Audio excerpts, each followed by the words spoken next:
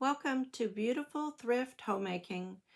This year I'm going to take a deep dive into a 1917 cookbook. It is called A Thousand Ways to Please a Husband.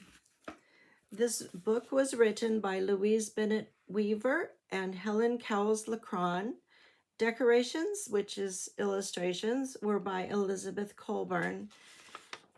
There is a dedication in the book. And I'm going to read that to you. This book was written as an instructional novel, as you'll see, and it's about a fictitious couple named Bettina and Bob. So here we go, a dedication. To every other little bride who has a Bob to please and says she's tried and tried and tried to cook with skill and ease and can't, we offer here as guide Bettina's recipes.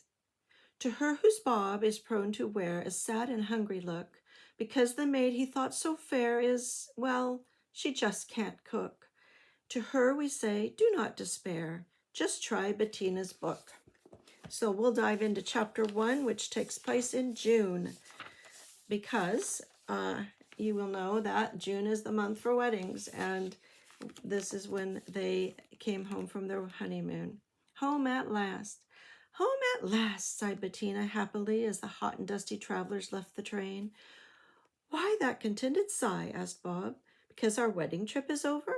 Well, anyhow, Bettina, it's after 5. Shall we have dinner at the hotel? Hotel? Why, Bob, with our house and our dishes and our silver just waiting for us? I'm ashamed of you. We'll take the first car for home. A streetcar, not a taxi. Our extravagant days are over, and the time has come to show you that Bettina knows how to keep house. You think that you love me now, Bobby, but just wait till you sit down to a real strawberry shortcake made by a real cook in a real home. Half an hour later, Bob was unlocking the door of the new brown bungalow. Isn't it a dear? Cried Bettina proudly. When we've had time to give it grass and shrubs and flowers and a vegetable garden, no place in town will equal it. And as for porch furniture, how I'd like to get at Mother's attic and transform some of her discarded things. Just now, I'd rather get at some of Mother's cooking, grinned Bob. Oh dear, I forgot. I'll have supper ready in 10 minutes. Do you remember my emergency shelf? Why, Bob, they must have known we were coming. Here's ice and milk and cream and butter and bread and rolls and even a grapefruit. They knew and didn't meet the train because they thought we would prefer to have our first meal alone. Wasn't that dear of them? And this will save you a trip to the corner grocery. Bettina fastened a trim percale bungalow apron over her traveling suit and swiftly and surely assembled the little meal. I like that apron, said Bob. It reminds me of the rainy day when we fixed the emergency shelf. That was fun.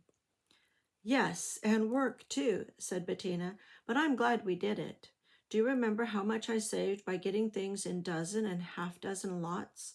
And Mother showed me how much better it was to buy the larger sizes in bottled things, because in buying the smaller bottles, you spend most of your money for the glass.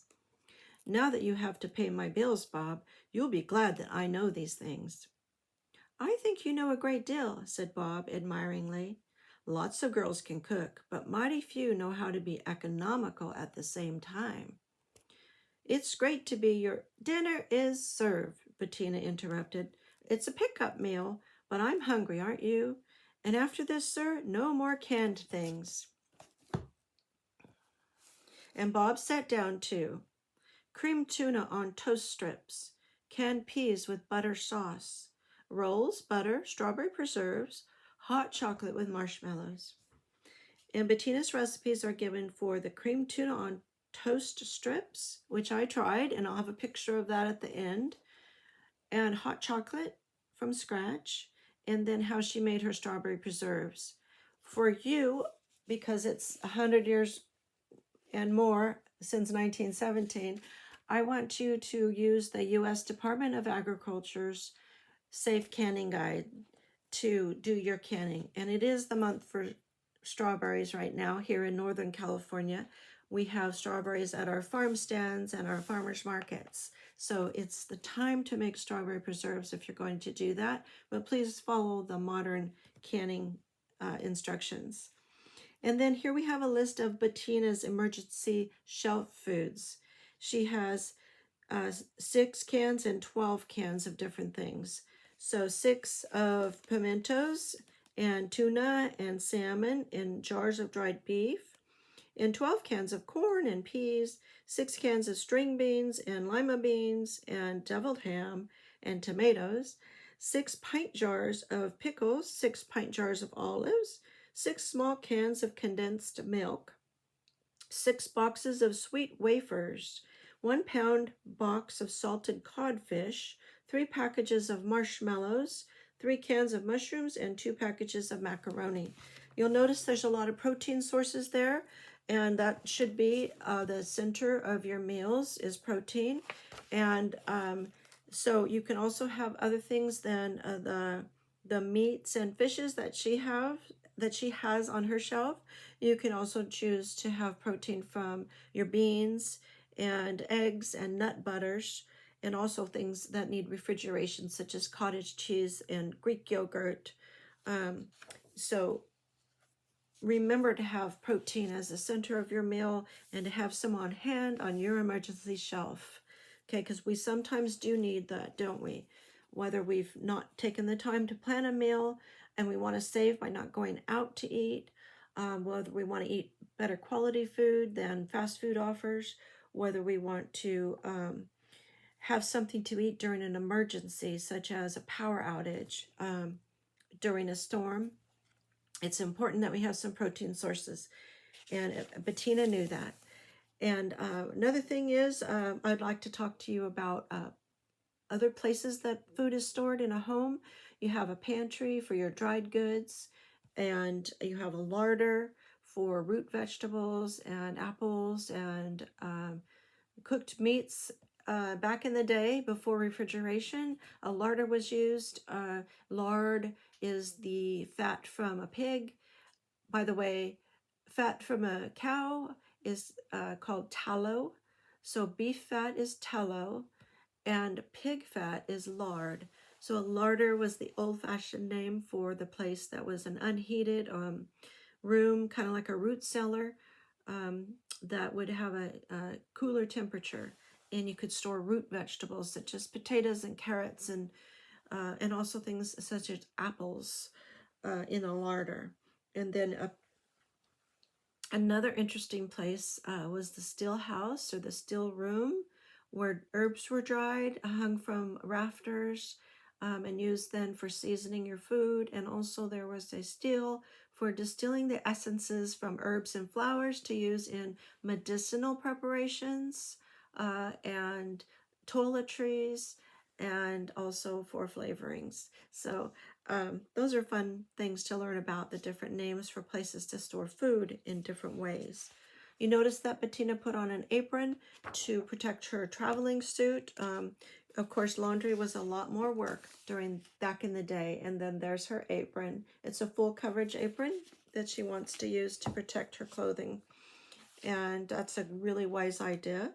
And she also is wise in using her bulk buying skills at comparison shopping.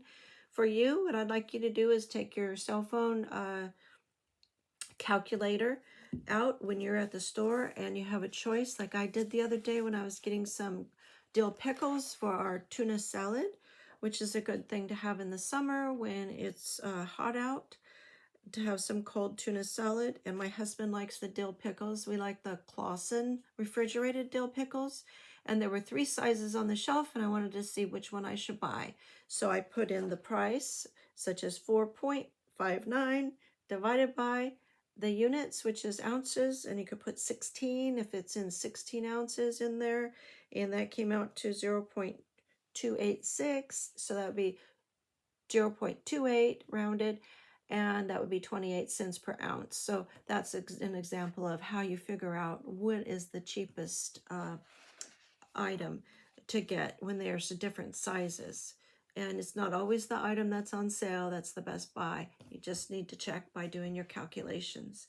So thanks for joining me. I will put up a picture of that meal that I made, and I will also see you next time for chapter 2, and we'll still be in the month of June. Thank you.